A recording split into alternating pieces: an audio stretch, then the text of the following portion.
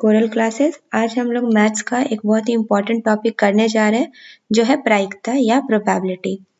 तो अगर हम समझे कि सबसे पहले प्रायिकता क्या होती है, तो किसी भी घटना के होने की संभावना को हम क्या कहते हैं? प्रायिकता। यानी किसी भी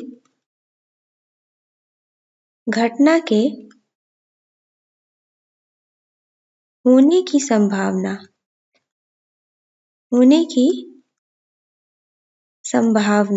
इसी को हम क्या कहते हैं?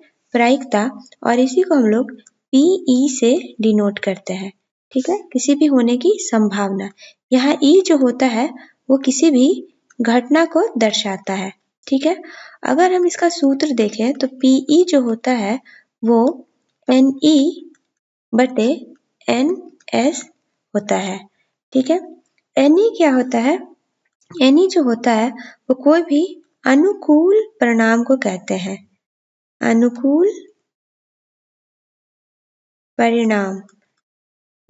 परिणाम की जो संख्या होती है उसी को हम क्या बोल देते हैं? NE। और जो NS जो होता है वो क्या होता है? वो सभी संभव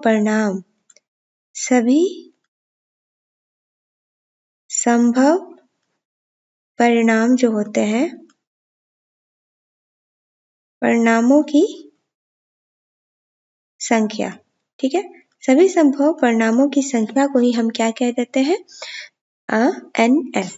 ठीक है, अगर यहाँ पर हम लोग देखें NS क्या हो गया? अनुकूल परिणाम। ठीक है, NS क्या हो गया? NS जो हो गया वो कूल परिणाम हो गया। और NE जो हो गया वो हो गया अनुकूल परिणाम। ठीक है, तो अगर हमको पूछा जाए कि किसी भी प्रायिकता का मान क्या है?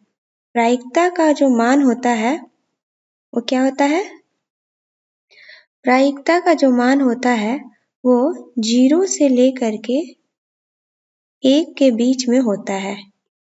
याद रखेंगे हमेशा कि प्रायिकता का मान जो होता है वो 0 से 1 के बीच में होता है। ठीक है, अगर हम लोग देखें कि यहाँ पे 0 क्या होता है? 0 जो होता है वो असंभव घटना को बताता है कि कोई भी घटना अगर ना हुई हो, तो उसी को हम 0 मान लेते हैं। और अगर कोई घटना निश्चिंत हुई हो, अगर घटना कोई निश्चिंत हुई हो तो उसे हम 1 मान लेते हैं। इसी में एक और फॉर्मूला हम देखेंगे जिसको बोलते हैं पूरक घटना। ठीक है, पूरक घटना यानी कि कॉम्प्लीमेंट्री इवेंट्स।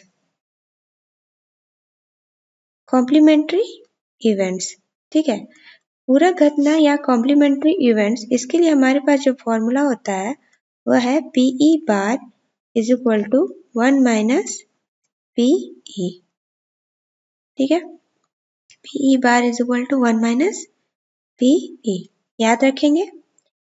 इसमें कुछ और फॉर्मूलेस हमको याद रखना पड़ेगा, जिसमें सबसे पहला है कि अगर कोई घटना ना हुई हो, जब कोई घटना कोई इवेंट नहीं हुआ हो, तो उसके लिए हमारे पास फॉर्मूला है 1 माइनस PE। यानी कि एक में से जो घटना हुई हो उसको जब हम माइनस कर देंगे तो हमें मिलेगा क्या? जो घटना नहीं हुई हो।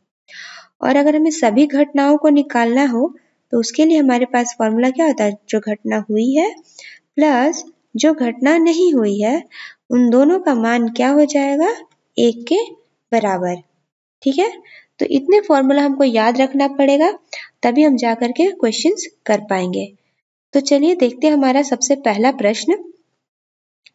हमारे पास जो सबसे पहला प्रश्न है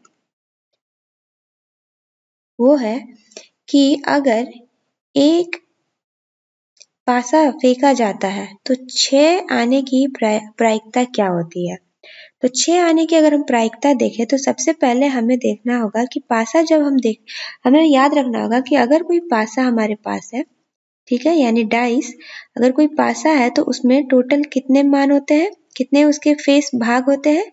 तो 6 होते हैं। 1 2 3 4, सामने का 5 और नीचे 6, टोटल 6 भाग होते हैं। यानी कि जो हमारे पास NS यानी कि कुल संख्या कितनी हो जाएंगी 6। और अगर 6 देखें, ठीक है, तो NE यानी कि अनुकूलन हमारे पास कितना हो जाएगा 1। 6 आने का अनुकूलन कितना हो जाएगा हमारे पास 1। तो अगर हमको इसका प्रोबेबिलिटी निकालना है तो ये क्या हो जाएगा NE बटे NS यानी कि 1/6। तो इसका सही उत्तर क्या हो जाएगा 1/6। ठीक है। दूसरा प्रश्न है किसी असंभव घटना की प्रायिकता क्या होती है। तो हमने पीछे देखा था किसी भी असंभव घटना की प्रायिकता क्या होती है। तो प्रायिकता जो होती है वो क्या 0 से लेकर के 1 के बीच में होती है और जो 0 होता है वो क्या होता है असंभव घटना को दर्शाता है। ठीक है, असंभव घटना यानी कि इसका सही उत्तर क्या हो जाएगा 0। ठीक है। अगला प्रश्न अगर हम लोग देखते हैं तो हमारा अगला प्रश्न है कि यदि PA 0.4 है तो P0A क्या होगा। यानी कि हमारे पास एक फॉर्मूला था P0A के लिए। ठीक है, यानी कोई घटना नहीं हुई हो। PA का मतलब कोई घटना हुई हो, नॉट का मतलब नहीं हुई हो। तो जब कोई घटना नहीं हुई हो तो उसको हम क्या करेंगे 1 में से जो घटना हुई है उसको हम माइनस कर देंगे यानी 1 माइनस 0.4 क्या हो जाएगा 0.6। तो सही उत्तर क्या हो जाएगा 0.6। अगला अगर देखें कि एक सिक्का उछाला जाता है तो चित आने की प्रायिकता क्या होगी। तो अगर हम कोई सिक्का उछालते हैं तो हमारे पास 2 संभव बनते हैं। ठीक है, यानी कि NS हमारे पास 2 संभव बनेंगे हेड्स और टेल, है ना। तो यहाँ पे हो जाएंगे 2 और हमें क्या निकालना है चित। तो चित कितना है एक ही है यानी कि हेड। तो हमारे पास NE क्या हो जाएगा 1। तो अगर हम इसकी प्रायिकता निकालते हैं, प्रायिकता अगर हम इसका निकालते हैं PE निकालेंगे तो क्या हो जाएगा NE बटे NS। तो इसका सही उत्तर क्या हो जाएगा 1/2। ठीक है।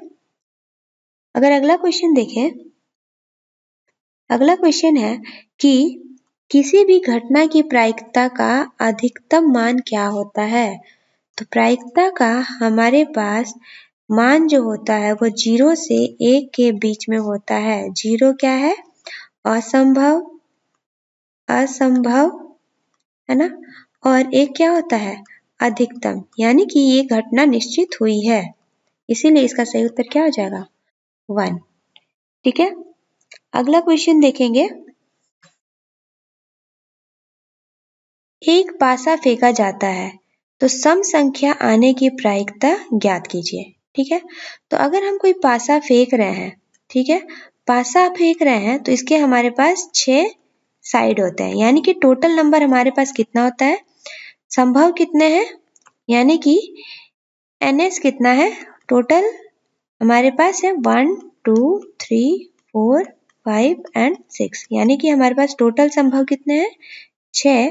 और NE यानी कि पासा फेंकने पर सम संख्याएं कितनी है इनमें से 2 4 और 6 यानी कि टोटल 3।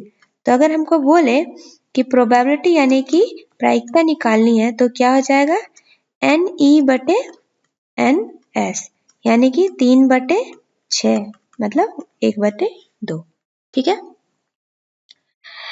अगला क्वेश्चन है यदि PA 0.7 है तो P0A क्या होगा। ये भी बिल्कुल पिछली क्वेश्चन के ही जैसा है। तो अगर हम लोग देखें P0A अगर हमको निकालना है तो इसका फॉर्मूला क्या होता है 1 माइनस PA। ठीक है, तो 1 माइनस 0.72। तो इसका सही उत्तर, इसका उत्तर हो जाएगा 0.28। ठीक है। अगला क्वेश्चन अगर हम लोग देखें तो अगला क्वेश्चन है एक ताश की गड्डी में अगर यदि एक ताश की गड्डी से एक पत्ता निकाला जाए तो लाल पत्ता आने की प्रायिकता ज्ञात कीजिए। तो अगर हम देखें हमारे पास जो ताश की गड्डी होती है उसमें कुल संभव कितने होते हैं यानी कि कुल ताश के पत्ते कितने होते हैं। तो कुल हमारे पास जो संभव या ताश के पत्ते होते हैं वो होते हैं 52। ठीक है। और अगर लाल देखें तो उसमें से लाल कितने पत्ते होते हैं? होते हैं 26। ठीक है, 26 हमारे पास लाल पत्ते होते हैं। तो अगर हमको प्रोबेबिलिटी बोले निकालने के लिए एक लाल पत्ते का, तो क्या हो जाता है? NE/NS। ठीक है, तो ये क्या हो जाएगा? 26/52 यानी कि 1/2 इसका आंसर होगा, 1/2। अगला क्वेश्चन है, दो सिक्का उछाला जाता है तो दोनों पर चित आने की प्रायिकता ज्ञात कीजिए। तो अगर हम लोग देखें कि टोटल आउटकम क्या हो जाएगा, अगर हम लोग दो सिक्का उछालते हैं तो हमारे पास कौन कौन से संभव बनते हैं। सबसे पहले देखा जाए तो दो चित बन सकते हैं, दो टेल बनते हैं, वन हेड और वन टेल बनता है, या एक टेल और एक हेड बन सकता है। ठीक है, इस तरीके से हमारे पास टोटल कितने 4 आउटकम यानी कि संभव होते हैं। अगर इनमें से अगर बोले कि दो चित चाहिए तो इसका केवल एक ही संभव बनता है दो चित होने का। ठीक है, तो अगर हम इसमें प्रोबेबिलिटी निकाल दें तो हमारे पास प्रोबेबिलिटी क्या आ जाएगा? NE/NS। ठीक है, तो ये हो जाएगा 1/4 यानी कि 1/4। ठीक है, अगला क्वेश्चन अगर हम लोग देखें तो अगला क्वेश्चन है, 1 से 10 तक की संख्या में से एक संख्या अगर हम चुनते हैं तो उसमें विषम होने की प्रायिकता ज्ञात कीजिए। अगर हम 1 से 10 तक की संख्या देखें तो हमारे पास NS टोटल कितनी संख्या है? 1 से 10 तक, 3 4 5 6 7 8 9 10, हमारे पास टोटल 10 संख्या है। ठीक है, यानी NS का वैल्यू कितना हो जाएगा? 10। और इसमें अगर बोले कि इसमें से हमें विषम संख्याएं लेनी है तो विषम संख्याएं जो होंगी वो हमारी NE हो जाएंगी। कौन कौन सी है विषम संख्याएं? 1 3 5 7 9, कितने हैं टोटल विषम संख्याएं? 5। तो अगर हमको विषम संख्याओं का प्रायिकता निकालने के लिए बोले तो विषम संख्याएं की प्रायिकता क्या हो जाएगी? NE/NS यानी कि 5/10, 5/10 यानी 1/2। ठीक है, अगला क्वेश्चन देखते हैं।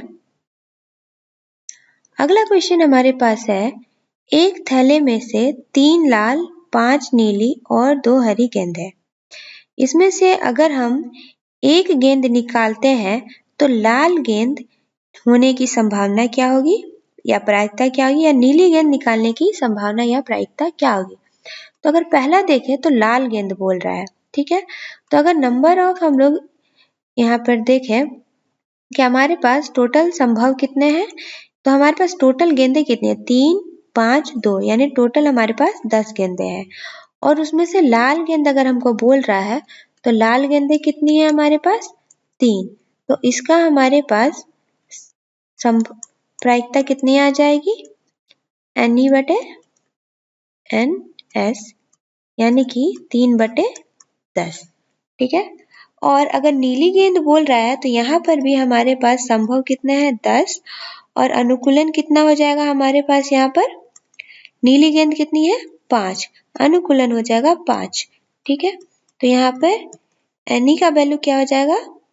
NE/NS, और NE का वैल्यू हो जाएगा 5/10 यानी कि 1/2।